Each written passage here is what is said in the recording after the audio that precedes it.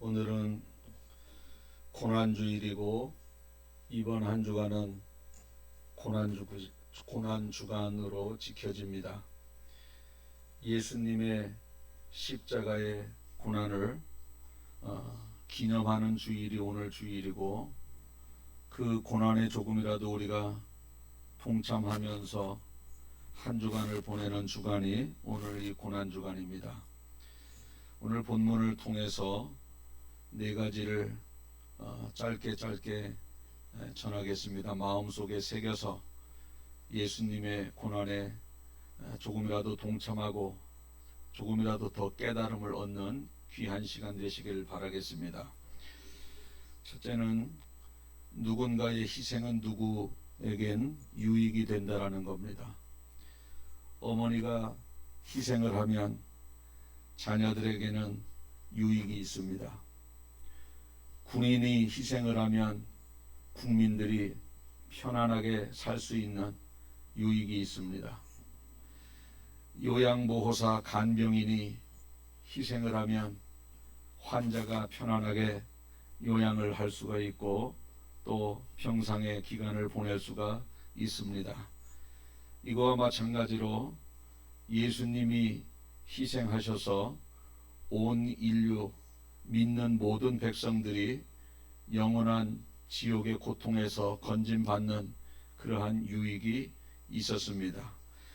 예수님께서 십자가에 죽으셨기 때문에 우리가 천국 갈 수 있게 된 겁니다. 예수님이 십자가에서 고통을 당하셨기에 우리가 죄 용서를 받았고 우리가 의로움을 얻게 된 겁니다. 예수님께서 십자가에서 저주를 받으셨기 때문에 우리는 저주받지 아니하는, 그래서 영원한 생명의 길로 갈 수 있는 그러한 복된 인생이 되었습니다. 그분이 내 대신 다 그런 저주와 모욕과 조롱을 대신 당해 주셨습니다. 감사하는 여러분들 되시길 축복합니다. 이와 같이 한 사람의 희생으로 말미암아 수많은 사람들이 천국에 갈 수 있는 그러한 열매가 맺혀지게 된 것입니다. 요한복음 12장 24절에는 이런 말씀이 나옵니다. 내가 진실로 너에게 이르노니 한 알의 밀알이 땅에 떨어져 죽지 아니하면 한 알 그대로 있고 죽으면 많은 열매를 맺는다. 이렇게 기록하고 있습니다. 한번 따라해 보실까요? 죽으면 많은 열매를 맺는다. 아멘. 예수님께서 죽으셨기에 많은 구원의 열매를 맺게 된 겁니다. 우리도 역시 마찬가지입니다. 내가 죽어지면, 내가 나의 삶 속에서 내 감정이 죽어지고 내 입술, 말이 죽어지고 내 욕심이 죽어지면 그것이 많은 의의 열매를 맺는 겁니다. 서로 질 줄 모르는 부부가 둘이 살면 그 가정은 지옥입니다. 서로 낮아지고 지려고 하고 죽어지고 이런 부부가 둘이 그러면 그 가정은 천국입니다. 여러분들은 가정에서도 항상 내가 져야지, 내가 죽어져야지 이러한 마음을 가지고 가정생활을 하심으로 말미암아 여러분들이 속한 가정은 천국과 같은 가정이 되시길 축복합니다. 여러분의 삶의 자리에서도 내 욕심과 내 감정이 죽어지면 거기는 많은 의의 열매를 맺고 천국과 같은 곳이 되는 겁니다. 그래서 항상 우리는 지려고, 죽어지려고, 욕심을 비우려고 하는 그러한 마음을 가지고 살아간다면 어느 곳에 가든지 그 사람이 있는 곳은 천국과 같은 그러한 환경이 되는 것입니다. 오늘 예수님이 죽으심으로 수많은 사람들이 생명을 얻었던 것처럼 나 한 사람도 낮아지고 죽어짐으로 말미암아 내가 가는 곳마다 수많은 의의 열매를 맺게 된다고 성경은 기록하고 있으니 그러한 인생 되시길 축복합니다. 두 번째로, 말은 함부로 하지 말아야 된다는 겁니다. 말은 오늘 종교 지도자들과 대제사장들이 기분이 상당히 좋지 않습니다. 왜냐하면 예수님이 나타나기 전에는 자기네들이 인기가 최고였었고 수많은 사람들에게 존경받고 수많은 사람들이 자기를 따랐는데 예수님이 나타난 다음부터는 자신들의 인기가 서서히 죽어지고 많은 사람들이 자기를 따르는 것이 아니라 예수님을 따라가고 예수님이 자기들의 죄를 지적하니까 사람들에게 있어서 좀 부끄럽고 창피한 그러한 일이 있으니까 이 대제사장들과 서기관들이 기분이 나쁜 겁니다. 기분이 나빠요. 여러분, 예수님이 잘못을 잘 하고 있는 것을 잘못했다 그러겠습니까? 예수님은 진리 자체이고 하나님 자체이기 때문에 잘못을 잘못이라 하고 잘한 거는 칭찬해 주시는 분이거든요. 그분은 기준이에요. 기준. 그분의 말씀은. 근데 대제사장들과 서기관들이 잘못 사니까 겉과 속이 다르게 사니까 예수님이 그를 책망할 때에 여러분, 사람이 성숙하면요 누군가가 지적을 해주면 고맙고 돌이킵니다. 그런데 부족한 사람, 아주 속이 꼬인 사람은 누군가가 지적을 해줘 오히려 시기하고 적대시하고 원수가 됩니다. 여러분들은 누군가가 권면해 줄 때 미워하고 시기하고 적대시합니까? 깨닫고 돌이킵니까? 깨닫고 돌이키는 사람은 성숙한 인격이고 이 속에서 시기심이 작동하는 사람은 많이 부족한 사람입니다. 스스로 진단 내리셔서 누군가가 지적을 하고 깨우침을 줄 때는 감사함으로 받고 아멘으로 받는 성숙함이 있기를 바라겠습니다. 대제사장들과 서기관들이 예수님이 지적할 때 그런 것을 고마움으로 받고 자기를 돌이키려고 하는 그러한 것들에 쓴 것이 아니라 예수님을 죽일 기회를 찾는 겁니다. 저 예수를 어떻게 죽일까? 우리를 너무 정확하게 알고 있고 너무 정확하게 지적을 해. 수많은 사람들 앞에 있어서 자신들의 죄를 지적하니 얼마나 모욕을 당합니까? 그래서 예수를 죽일 기회를 이렇게 찾다가 두 가지를 딱 걸린 겁니다. 뭐냐? 첫째는 자기가 하나님의 아들이라 그러는 거예요. 이 유대 사회에서는 야훼, 하나님이라고 하는 존재는 절대적인 존재이고 심지어는 그 야훼라는 그 단어조차도 입에 떠올리기도 참 두려운 마음으로 떠올리는 그러한데 자기가 하나님의 아들이에요. 목수의 아들이 하나님의 아들이라 그러니 이거는 하나님을 모욕하는 거다. 그래서 하나님을 모욕하는 죄. 둘째는 내가 저 예루살렘 성전 얼마나 아름다우냐. 저 성전을 헐고 나는 3일 만에 지을 수 있다. 이것은 예수님의 죽으심과 부활을 비유적으로 표현한 건데 말씀 그대로를 듣고 저 우리가 신성시 여기고 하나님이 계시는 저 성전을 다 헐어버린다는 그러한 아주 참담한 말을 하고 있는 저러한 나쁜 예수를 죽여야 된다. 그렇게 해서 이렇게 죽일 기회를 찾는데 지금 이 예루살렘 유대 사회는 로마의 통치를 받고 있기 때문에 로마에서 총독이 한 사람 나와서 이 유대 사회를 지키고 있는 겁니다. 관장하고 있는데 그 총독이 바로 빌라도 총독 아니겠습니까? 그런데 일반 약한 범죄들은 알아서 판결하지만 사형을 당하는 중죄인들은 로마에서 파견된 빌라도 총독의 승인이 떨어져야 사형을 시킬 수가 있고 받을 수 있는 거거든요. 예수를 죽이려고 하니까 저 빌라도 총독의 승인을 받아야 돼. 그래서 저 빌라도 총독한테 가서 저 예수를 죽여야 됩니다. 이런 죄를 저질렀습니다. 그런데 빌라도 총독이 가만히 보니까 죄는 예수님은 없고 고발하는 지들이 더 많은 것 같아요.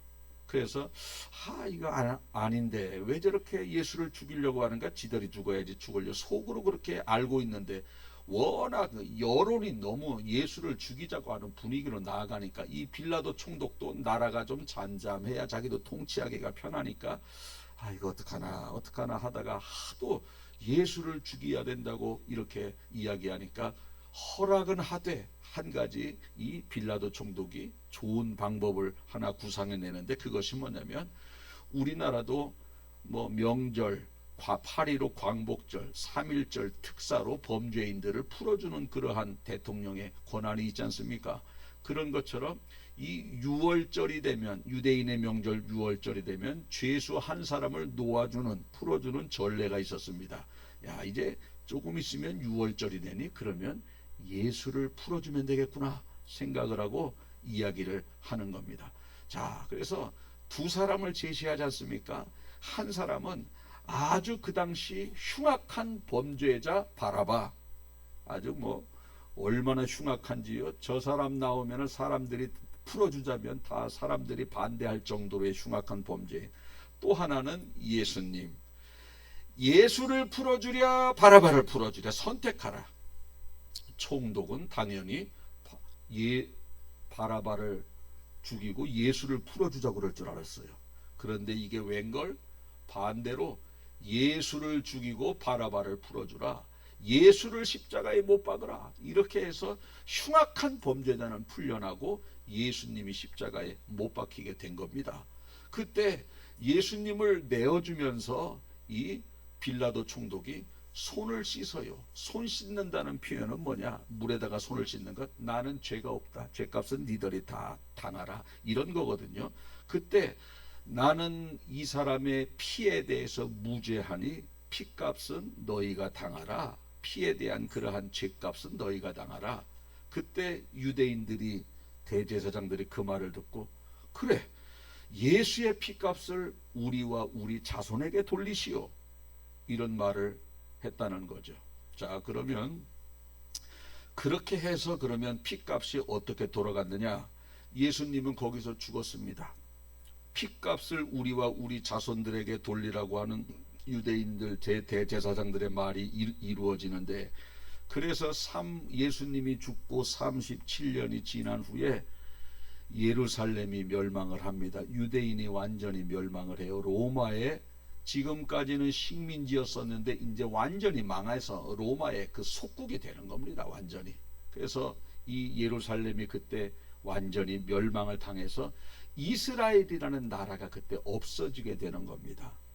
그때 얼마나 많은 핍박을 받았느냐면, 수많은 사람들이 로마에 항거하는 사람들을 불에 태워 죽이고 칼로 찔러 죽이고, 또 그 로마에 먹을 것을 완전히 차단해서 로마가 예루살렘 주변에 식량이 들어가지 못하도록 먹을 것을 완전히 차단해서 먹을 것이 없으니 아이를 서로 잡아먹는 겁니다.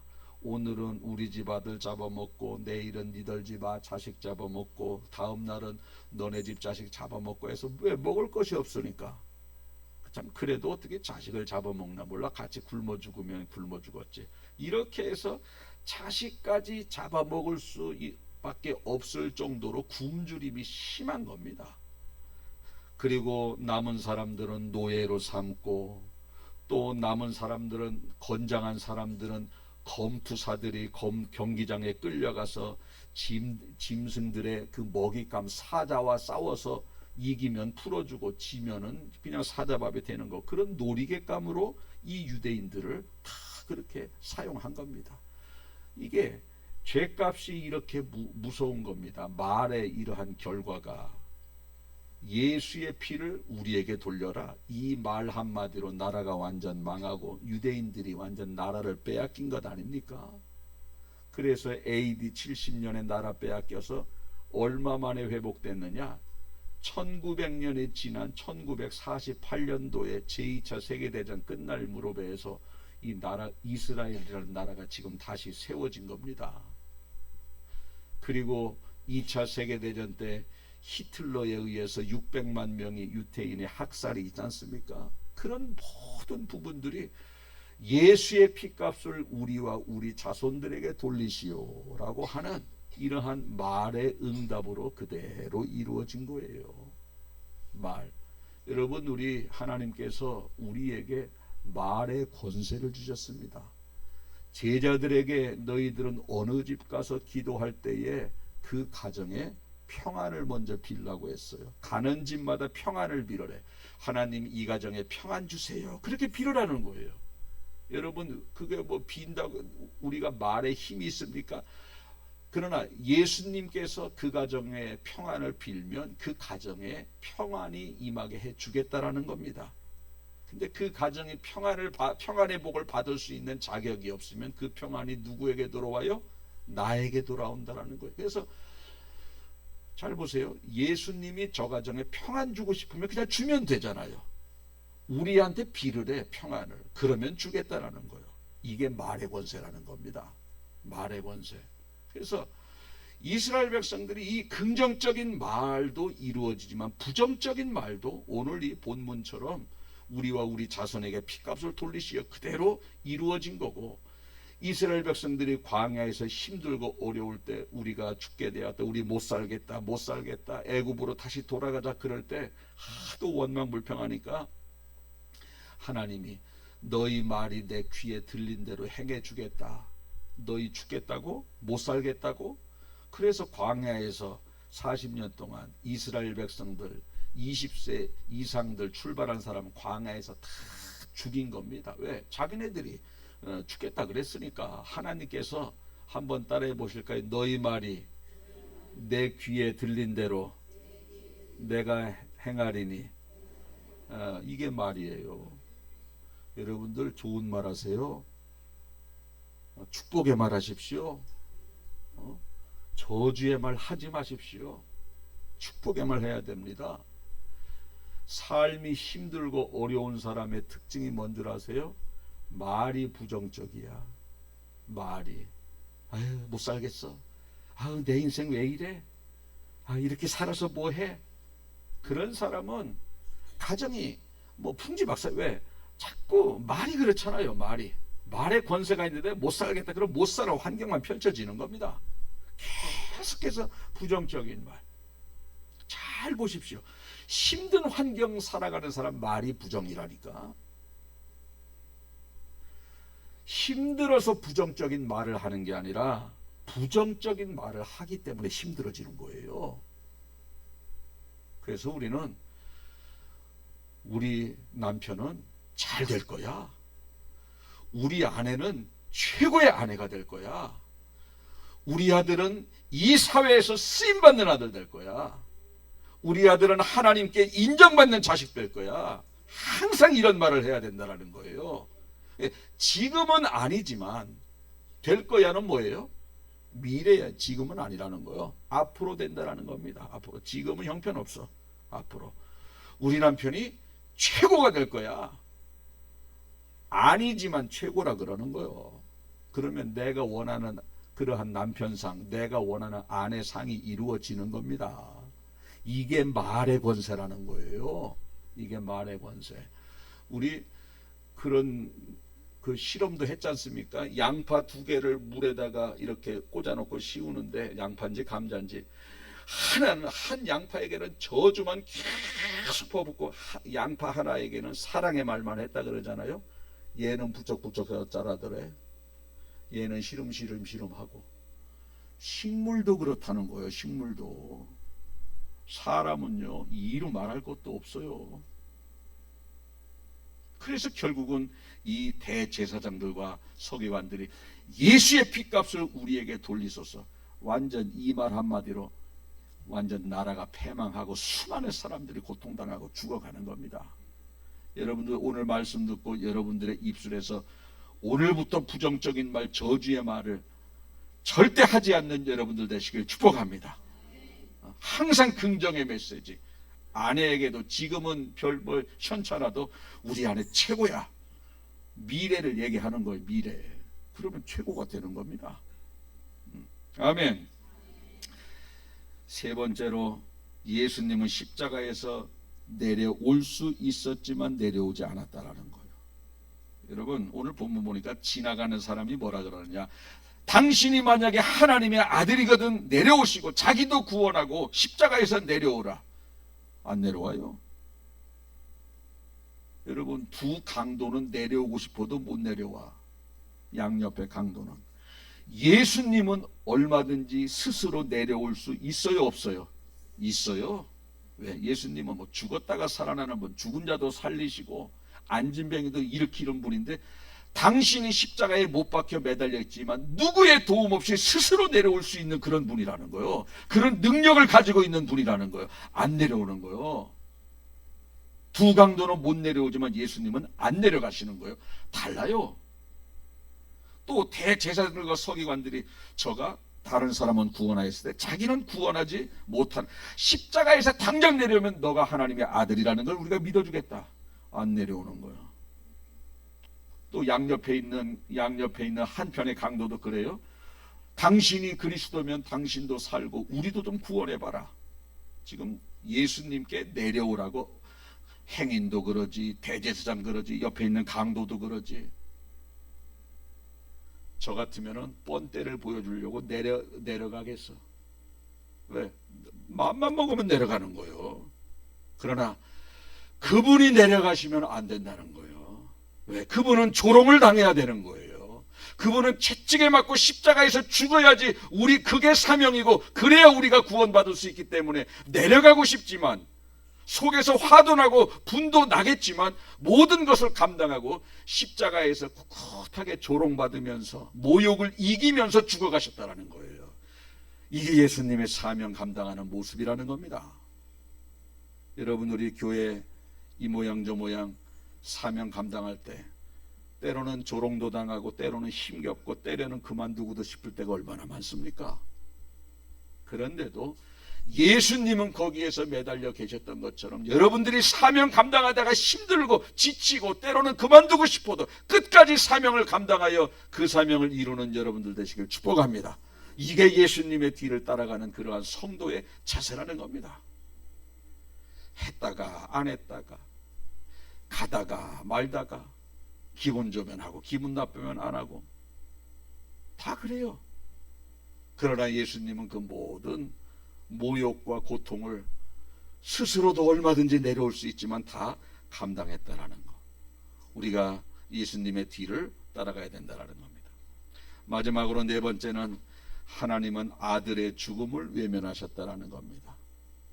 여러분, 우리가 병원에서 환자들이 이렇게 있을 때 남편이 죽어가고 부모님이 돌아가시고 자식이 죽어가는 그러한 모습을 보신 분도 계셨으리라 생각이 되어집니다.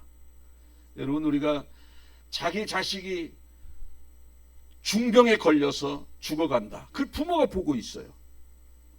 가슴이 미어집니다. 미어져요. 돈으로도 안 돼. 의사도 포기했어요. 여러분, 그것도 힘든데 오늘 이 본문을 제가 묵상하면서 마리아가 얼마나 힘들었을까를 생각해 봤습니다. 마리아, 당신의 아들 예수가 지금 엄청나게 두드려 맞고 있어요. 채찍에 맞고 너무너무 고통을 당하고 있는 것을 누가 보고 있어요? 어머니 마리아가 그걸 보고 있는 거예요. 병원에서 서서히 죽어가는 것도 속이 상한데 매를 맞으면서 그렇게 고통당하면서 죽어가는 자식의 모습을 지켜보는 어머니의 심정, 얼마나 힘드셨을까? 얼마나 힘드셨을까?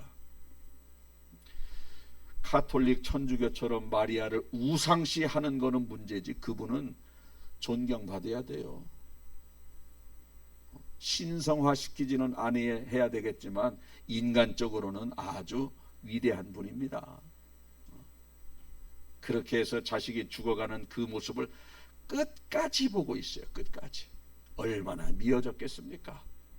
아마 예수님이 당하는 고통, 그 거의 가까운 고통을 우리 마리아가 당하지 않았을까, 이런 생각을 해봅니다. 또 하나님도 하늘에서 보실 때 아들이 저렇게 철저하게 매를 맞고 모욕을 당하면서 죽어가고 있는데 예수님이 얼마나 힘이 들었는지 아버지에게, 하나님께 살려달라 그럽니다. 46절에 보니까 엘리 엘리 라마 사박다니 하는 것을 볼 수 있는데, 이 말은 나의 하나님 나의 하나님 어찌하여 나를 버리셨나이까. 이거는 버린 게 아니고 너무 힘든 나머지 버린 것과 같은 그러한 고통을 당하는 그러한 모습인데, 그래도 하나님은요 안 도와줘요. 이 중에 여러분들이 한번, 지금 내 자식이 엄청나게 매맞고 고통당하고 있어. 그러면 그 아들이 살려달라 그러면 도와줘요? 안 도와줘요? 다 도와줍니다. 다 도와줘요. 만사를 제쳐놓고. 그런데 하나님은 나 몰라라 했다라는 거예요. 왜? 우리 살리려고. 자식이 철저하게 매를 맞고 채찍에 맞아도 나 몰라라 합니다. 왜? 우리 살리려고, 우리 구원하시려고. 할렐루야. 이게 깨달아져야 된다는 겁니다. 이게.